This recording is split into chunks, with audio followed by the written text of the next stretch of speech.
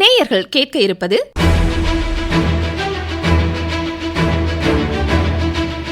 பிழையற்ற பட்டியல், வலிமையான ஜனநாயகம். சிறப்பு தீவிர திருத்தப் பணியில் வாக்காளர்களின் பங்கேற்பு குறித்து விளக்கம் தருகிறார் புதுச்சேரி தலைமை தேர்தல் அதிகாரி திரு பி. ஜவஹர்.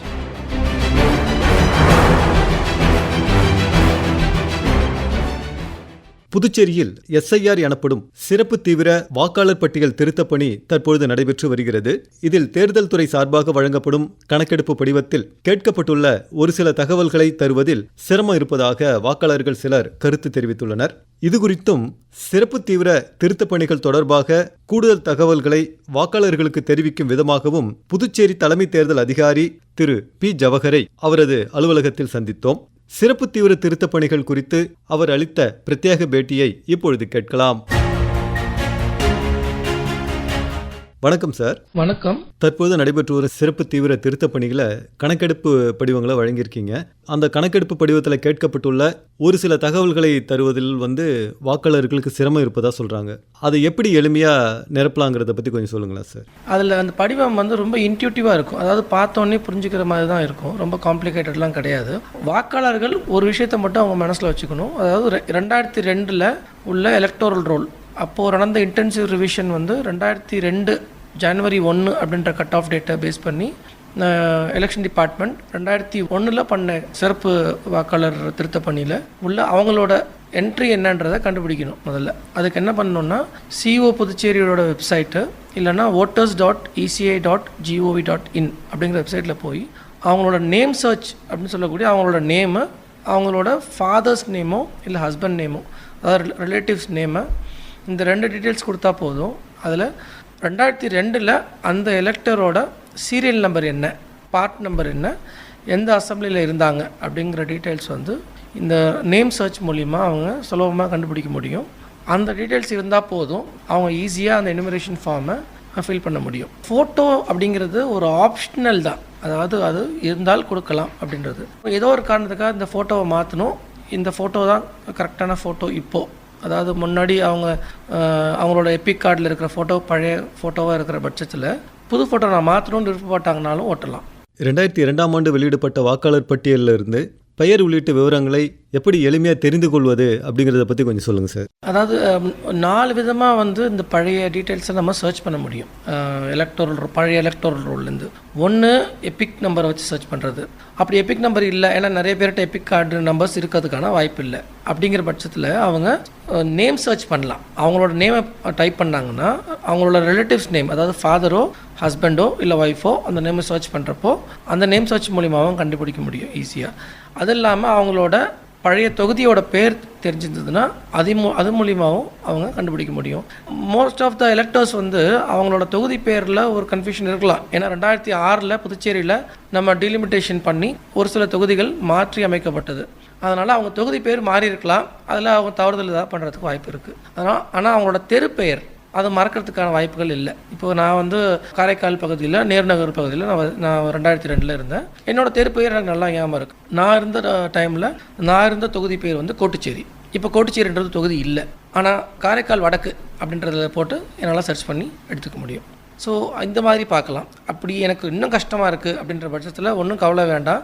உங்கள்கிட்ட இருக்கிற டீட்டெயில்ஸை நீங்கள் ஃபில் பண்ணி கொடுங்க. அதாவது உங்களோட தாய் பெயர், தந்தை பெயர், இதை மட்டும் அந்த ஃபஸ்ட் காலமில் ஃபில் பண்ணிவிட்டு கையெழுத்து போட்டு BLOட்ட கொடுத்துருங்க. BLO அவரால் என்ன முடியுமோ, அதாவது BLOக்கும் ட்ரைனிங் கொடுத்துருக்குறோம். எப்படி ஒரு வாக்காளரோட 2002 லிஸ்ட்லேருந்து அவங்க பேர் எடுக்கணுன்றத ட்ரைனிங் BLO கொடுத்துருக்கோம். அது மூலிமா BLO அதை சர்ச் பண்ணி எடுத்து ஃபில் பண்ணி உங்களோட எனுமரேஷன் ஃபார்மை சமர்ப்பித்து அவர் உங்கள் பேரை டிசம்பர் 9 வரப்போகிற டிராஃப்ட் ரோலில் உங்கள் பேர் வர்றதுக்கான எல்லா உதவிகளும் BLO செய்வார். 2002 அந்த பட்டியலிருந்து தகவல்களை கொடுப்பதற்கு பதிலாக கடந்த முறை வாக்களிச்சிருப்பாங்க இல்லைங்களா, அந்த தகவல்களை கொடுக்கலாமா? இல்லை, இது என்னென்னா இன்டென்சிவ் ரிவிஷனை தான் ரெஃபரன்ஸாக எலெக்ஷன் கமிஷன் வச்சுக்க சொல்லியிருக்காங்க. இன்டென்சிவ் ரிவிஷன்றது ஒரு பீரியாடிக்கலான exercise. Election commission section 23 RP ஆக்டில் இன்டென்சிவ் ரிவிஷனை ஒவ்வொரு எலெக்ஷனுக்கு முன்னாடியும் பண்ணுறதுக்கான சட்ட அமைப்புகள் இப்போ விதிகள் இருக்குது. ஆனால் நம்ம 2002க்கு அப்புறம் புதுச்சேரியை பொறுத்த வரைக்கும் இன்டென்சிவ் ரிவிஷன் வந்து இப்போ 2025 தான் நம்ம பண்ணுறோம். ஸோ இந்த 24 வருஷம் கேப்பில் இன்டென்சிவ் ரிவிஷன் நடக்கலை. அதனால தான் 2002 அப்படிங்கிறத ஒரு யார்ட் ஸ்டிக்காவோ அதை ஒரு பெஞ்ச் மார்க்காக வச்சு நம்ம ரிவிஷன் பண்ணுறோம். இதில் இன்னும் ஒரு சந்தேகம் ஒன்று சார். ஒரு 4 பேர் வசிக்கிற வீட்டில் 3 பேர் வந்து ஏதோ ஒரு காரணத்துக்காக வெளியூர் போயிட்டாங்க. இந்த கணக்கெடுப்பு படிவத்தை நிரப்பி அவங்களால கையெழுத்து போட முடியல. அதுக்கு பதிலாக வீட்டில் இருக்கிற ஒருத்தர் வந்து மற்ற 3 பேருக்கும் கையெழுத்து போட்டு அந்த படிவத்தை சமர்ப்பிக்கலாமா சார்? பண்ணலாம். ரெண்டு விதமாக பண்ணலாம். ஒன்று, அந்த வீட்டில் இருக்கிற அடல்ட் மெம்பர் அவர் வாக்காளராக இப்போ இருக்கிற கரண்ட் ரோலில் இருக்காங்க, 2025 ரோலில் வாக்காளராக இருக்கிற பட்சத்தில் அவர் மற்றவர்கள் சார்பாக அப்ளிகேஷனில் சைன் போடலாம். ஒன்று. ரெண்டாவது ஆப்ஷன், என்னை பொறுத்த வரைக்கும் ஆன்லைனில் கம்ஃபர்டபுளாக இருக்கிற யங்ஸ்டர்ஸ் வெளியில் வேலை செஞ்சிட்ருப்பாங்க. அவங்களாம் வந்து ஆன்லைன்லேயே அவங்களோட எனுமரேஷன் ஃபார்மை ஃபில் பண்ணலாம். அதுக்கு 5 நிமிஷம் தான் டைம் ஆகும், மேக்ஸிமம் 5 மினிட்ஸ். ஆனால் அவங்க அந்த ஆன்லைனில் லாகின் பண்ணுறதுக்கு முன்னாடி அவங்களோட 2002 ரோலையும் ஆன்லைன்லேயே செக் பண்ணி அவங்களோட assembly number, part number, serial number, இந்த 3 மட்டும் அவங்க நோட் பண்ணி வச்சுக்கிட்டாங்கன்னா ரொம்ப சுலபமாக இருக்கும் ஆன்லைனில் ஃபில் பண்ணுறதுக்கு. இப்போ நீங்கள் சொன்னீங்க ஆன்லைனில் விண்ணப்பிக்கலான்னு. அப்படி ஆன்லைனில் விண்ணப்பிக்கும் போது ஆதாரில் இருக்கிற பெயரும் வாக்காளர் பட்டியலில் இருக்கிற பெயரும் ஒன்று போல் இருந்தால் தான் வந்து விண்ணப்பிக்க முடியுது, இல்லைன்னா ஆன்லைனில் ஏற்றுக்க மாட்டுது. அதுக்கு என்ன சார் பண்ணலாம்?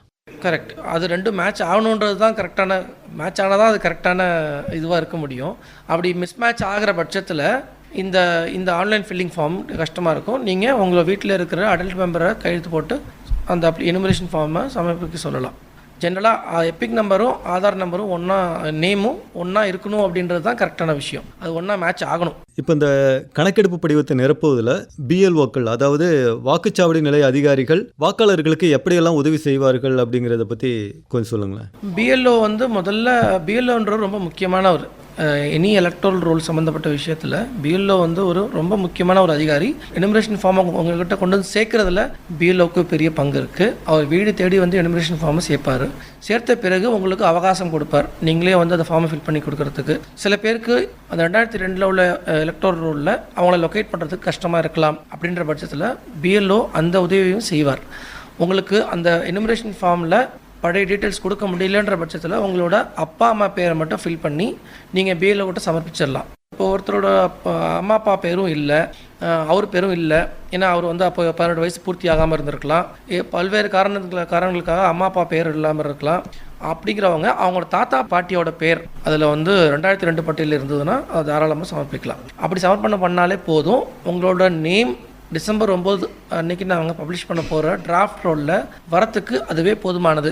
ஆனால் உங்கள் டீட்டெயில்ஸை கண்டுபிடிக்க முடியாத பட்சத்தில், பிஎல்ஓலையும் கண்டுபிடிக்க முடியாத பட்சத்தில் உங்களுக்கு இஆர்ஓ கிட்ட வந்து ஒரு நோட்டீஸ் வரும். நோட்டீஸ் வர டைமில் நீங்கள் அந்த உங்களோட எனுமரேஷன் ஃபார்ம், உங்கள்கிட்ட இன்னொரு காப்பி எனுமரேஷன் ஃபார்ம் கொடுத்துருப்பார் பிஎல்ஓ.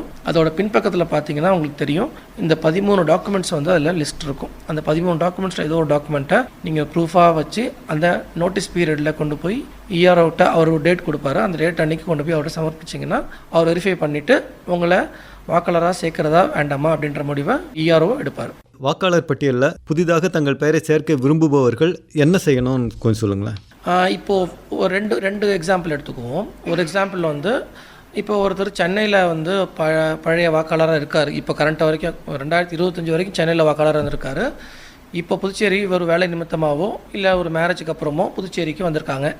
அப்படின்ற பட்சத்தில் அவங்களோட எனுமரேஷன் ஃபார்ம் சென்னையில் இருக்கிற அவங்களோட பழைய அட்ரஸ்க்கு போகும். ஸோ அதனால் அவர் அந்த எனுமரேஷன் ஃபார்மை ஃபில் பண்ண முடியாத சுச்சுவேஷன் இருக்கும். ஆனால் அவருக்கு ஒன்றும் கவலைப்பட தேவையில்லை. புதுச்சேரியில் இருக்கிற அவரோட பிஎல்ஓ யாருன்னு மட்டும் கண்டுபிடிச்சு, ஏன்னா அவர் இருக்கிற அட்ரஸுக்கு எந்த பார்ட்டில் வருது, எந்த தொகுதியில் வருது அப்படின்றத இசிஐ நெட்டில் உள்ள ஆப் மூலயமா அவரோட பிஎல்ஓ யாருன்னு அவர் தெரிஞ்சுக்கலாம். அப்படி தெரியாட்டி பக்கத்து வீட்டில் இருக்கிறவங்களோட எனுமரேஷன் ஃபார்ம் வாங்கி பார்த்தாலே போதும், அதில் யார் பிஎல்ஓன்றது பிரிண்ட் ஆகிருக்கும். ஸோ அவர் பிஎல்ஓவை கண்டுபிடிச்சு அவர் ஃபார்ம் 8 அப்படிங்கிற ஷிஃப்டிங்ன்ற ஃபார்மை ஃபில் பண்ணி கொடுத்தாங்கன்னா அதில் ஒரு டிக்ளரேஷன் அவர் கொடுக்குற மாதிரி வரும். அந்த டிக்ளரேஷனில் அவரோட 2002 ரோலில் சென்னையில் இருந்தப்போ இல்லை தமிழ்நாட்டில் வேறு ஏதாவது பகுதியில் இருந்தாலோ அந்த ரோலோட டீட்டெயில்ஸ் கொடுத்தாங்கன்னா நம்ம ஃபார்ம் 8 அக்செப்ட் பண்ணிவிட்டு நம்ம அவரோட நேமை இங்கே புதுச்சேரியில் சேர்த்துக்க முடியும். ஆனால் இதில் ஒரே ஒரு விஷயம் என்னென்னா, இந்த எனுமரேஷன் ஃபார்ம் யார் எனுமரேஷன் ஃபார்ம்லாம் திரும்ப வந்திருக்குதோ அவங்க நேம் மட்டும்தான் வந்து டிசம்பர் 9 நம்ம பப்ளிஷ் பண்ண போகிற டிராஃப்ட் லிஸ்ட்டில் அவங்க நேம் வரும். அதில் இந்த ஃபார்ம் 8 கொடுத்தவங்களோட நேம் வராது. ஆனால் ஃபைனல் ரோலில் இஆர்ஓ அவர் செக் பண்ணிவிட்டு அவரோட நேமை ஃபைனல் ரோலில் கொண்டு வந்துடுவார். ஃபைனல் ரோல்ன்றது என்னென்னா அதை பேஸ் பண்ணி தான் வந்து அதுதான் ஃபைனல் ரோல். டிராஃப்ட் ரோலுங்கிறது அதில் தவறுதல் இருந்தால் கரெக்ட் பண்ணக்கூடிய ஒரு ஆப்பர்ச்சுனிட்டி மட்டுமே. டிராஃப்ட் ரோல்ன்றது இறுதியான பட்டியல் கிடையாது. ஒரு வாக்காளர் பார்த்து அவரோட பேரோ ரிலேட்டிவ்ஸ் நேமோ ஏஜோ அட்ரஸோ தப்பாக இருக்கிற பட்சத்தில் அதை திருத்திக்கக்கூட ஒரு வாய்ப்பு தான். ஆனால் ஃபைனல் ரோல் வந்து February 7, 2026 நம்ம பப்ளிஷ் பண்ண போகிறோம். அந்த ஃபைனல் ரோலில் இந்த ஃபார்ம் 8 கொடுத்தவங்களோட நேம் வந்துடும். ரெண்டாவது எக்ஸாம்பிள் என்னென்னா, ஒரு புது எலெக்டர் எனக்கு இப்போ தான் 18 வயசு பூர்த்தி ஆயிருக்கு அப்படிங்கிறவங்களும் ஃபார்ம் 6 இந்த எஸ்ஐஆர் ப்ராசஸ் நடக்கிற டைம்லேயே ஃபார்ம் 6 கொடுக்கலாம். அவங்க நேமும் அதே மாதிரி தான் டிராஃப்ட் ரோலில் வராது. February 7 நாங்கள் பப்ளிஷ் பண்ண போகிற ஃபைனல் ரோலில் அந்த புது வாக்காளரோட பேரும் வெரிஃபிகேஷனுக்கு அப்புறம் இஆர்ஓ சாட்டிஸ்ஃபை ஆனது பிறகு அது சேர்த்துக்கொள்ளப்படும். அது February 7 அந்த லிஸ்ட்டில் வந்துடும். நல்லது சார். இப்போ வந்து புதுச்சேரியில் வசிக்கிற ஒருத்தர் 2002 தகவல்களை புதுச்சேரி பட்டியலில் இருந்து தான் எடுத்து கொடுக்கணுமா? இந்தியாவில் எங்கே வேணாலும் இருந்திருக்கலாம், அது ஒரு இஷ்யூவே கிடையாது. 2002 ரோலில் அவங்க இருக்கிறாங்க அப்படின்றது மட்டும்தான். ஏன்னா இப்போ எலெக்ஷன் கமிஷன் வந்து எல்லா ஸ்டேட்டில் இருக்கிற 2002 ரோலை டேட்டா பேஸை அவங்க இன்டகிரேட் பண்ணிட்டாங்க ஆல்ரெடி. இதை வந்து வாக்காளருக்கும் ஈஸியாக போய் சேரணுன்றதுக்காக voters.eci.gov.in அப்படிங்கிற வெப்சைட் மூலயமா அவங்களுக்கு சர்ச் பண்ணுறதுக்கூடிய ஃபெசிலிட்டியை கொடுத்துருக்காங்க. எந்த வாக்காளராக இருந்தாலும் எந்த மூலையில் இருந்தாலும் அவர் இந்த ஃபெசிலிட்டியை பயன்படுத்தி அவர் லாஸ்ட் 2002 எங்கே இருந்தார் அப்படின்றத சர்ச் பண்ணி கண்டுபிடிச்சிக்க முடியும். இப்போ நடைபெறும் இந்த சிறப்பு தீவிர திருத்தப் பணி டிசம்பர் 4 முடிந்து டிசம்பர் 9 வந்து டிராஃப்ட் லிஸ்ட் வெளியிடுவீங்க. அதுக்கப்புறம் வாக்காளர்கள் என்ன மாதிரியான ஆட்சேபனைகளை தெரிவிக்கலாம் சார்? டிசம்பர் 9 January 8, 2026 வரைக்கும் இந்த ஆட்சேபனை பீரியடில் பார்த்தீங்கன்னா, இப்போ டிராஃப்ட் ரோலில் ஒருத்தரோட நேமில் ஸ்பெல்லிங் மிஸ்டேக் இருக்கலாம், அவங்க ஃபாதரோட நேமில் ஸ்பெல்லிங் மிஸ்டேக்ஸ் இருக்கலாம். அதான் என்னை பொறுத்த வரைக்கும் இந்த ஸ்பெல்லிங் மிஸ்டேக்ஸ் கம்மியாக தான் இருக்கும் இந்த எஸ்ஐஆரில். ஏன்னா அதை வாக்காளர் தான் ஃபில் பண்ணி கொடுக்குறாரு.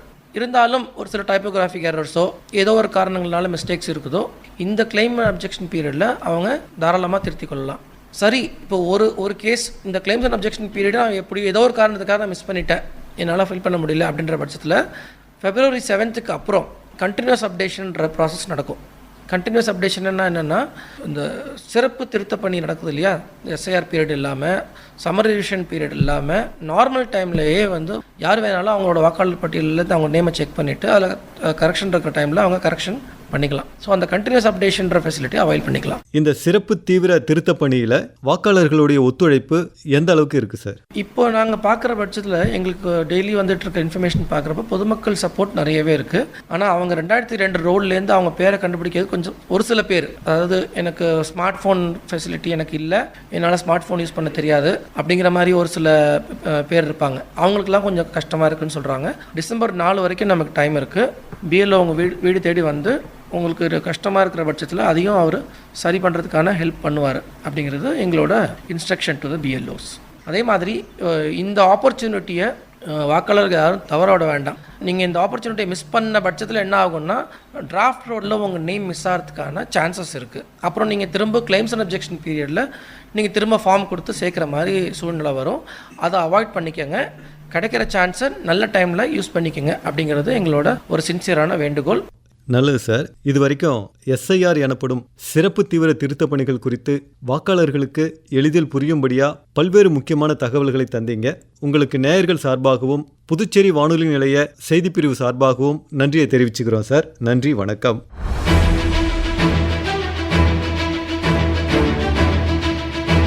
நேயர்கள் இதுவரை கேட்டது பிழையற்ற பட்டியல், வலிமையான ஜனநாயகம். சிறப்பு தீவிர திருத்தப் பணியில் வாக்காளர்களின் பங்கேற்பு குறித்து விளக்கம் தந்தார் புதுச்சேரி தலைமை தேர்தல் அதிகாரி திரு பி. ஜவஹர். நேர்முகம் கண்டவர் பி. இளஞ்செழியன். நிகழ்ச்சி அமைப்பு பிபின் எஸ். நாத். படைப்பு ஆகாஷ்வாணி புதுச்சேரியின் மண்டல செய்திப் பிரிவு.